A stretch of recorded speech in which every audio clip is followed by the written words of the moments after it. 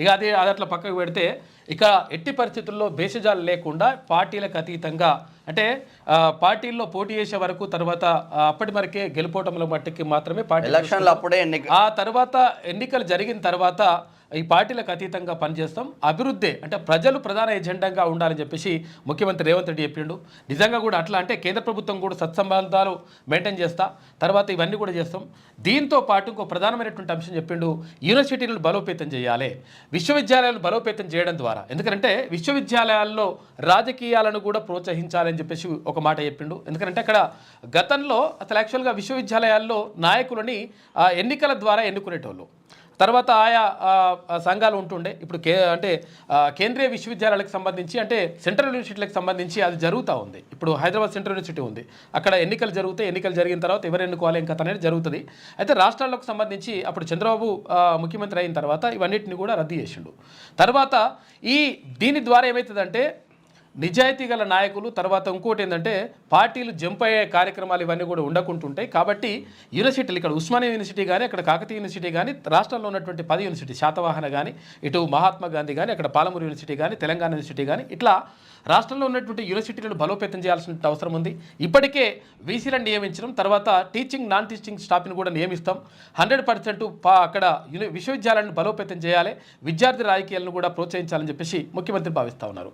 ఎందుకంటే గతంలో కేసీఆర్ ఏం చేసిండు, తెలంగాణ ఉద్యమం వరకు మొత్తం కూడా ఉవ్వెత్తున ఎగిసిపడ్డటువంటి ఉద్యమానికి పురుడు పోసింది ఉస్మానియా విశ్వవిద్యాలయం, అటు కాకతీయ విశ్వవిద్యాలయం.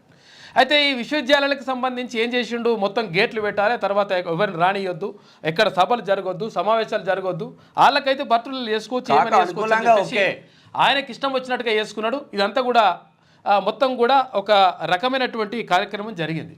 అయితే ఇప్పుడు ముఖ్యమంత్రి చెప్తా ఉన్నాడు 100% విశ్వవిద్యాలయాలు అక్కడ రాజకీయాలకు కూడా కేంద్రంగా మారాలి, తర్వాత విద్యార్థులు రాజకీయాల్లోకి రావాలనేటువంటి మాటను కూడా చెప్పిండు. నిజంగా కూడా అది అవసరం.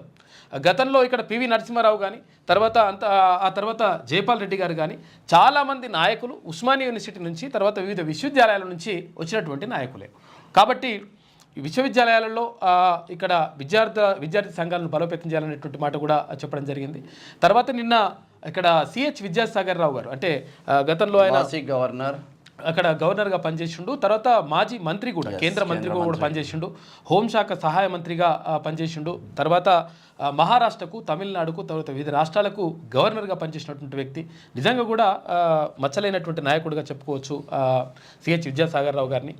ఆయన జీవిత కథకు సంబంధించి నిన్న పుస్తకావిష్కరణ జరిగింది, ఆ కార్యక్రమంలో మాట్లాడిండు. తర్వాత ఆయన కూడా అన్నాడు, అంటే ఇప్పుడు చేస్తున్నటువంటి హైడ్రా కానీ తర్వాత ఇవన్నీ కూడా కరెక్టే జరుగుతున్నాయి, కొన్ని అంటే ప్రక్షాళన జరగాలంటే కొన్నికి సంబంధించి ఇప్పుడు ఏంటంటే శరీరంలో ఏదైనా పార్ట్ దెబ్బతిన్నది అంటే ఆపరేషన్ చేయాలి.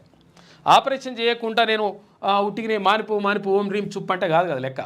అట్లా కాకుండా హైడ్రాను వ్యతిరేకించేది రాజకీయ నాయకులు అయితే హైడ్రాను స్వాగతించేది మాత్రం ప్రజలు. అయితే విషయం ఏంటంటే పేద ప్రజలకు వచ్చినప్పుడు మాత్రం దాన్ని వ్యతిరేకిస్తారు. కాకపోతే ఏంటంటే బడాబాబులను వెనకేసుకొచ్చేసి పేద ప్రజల మీదకి వస్తే మాత్రం అది కరెక్ట్ కాదు. కాకపోతే ఏంటంటే పేద ప్రజలకు మంచి చేస్తూ తర్వాత బడాబాబులు ఎవడైతే ఆక్రమణలో గురి చేస్తున్నాడో వాళ్ళ పని చేస్తే మాత్రం ప్రజలు హర్షిస్తారు, ప్రజలు దానికి సంతోషం వ్యక్తం చేస్తారు. ఇంకా చాలా విషయాలు ఉన్నాయి, మనం మాట్లాడుకుందాం.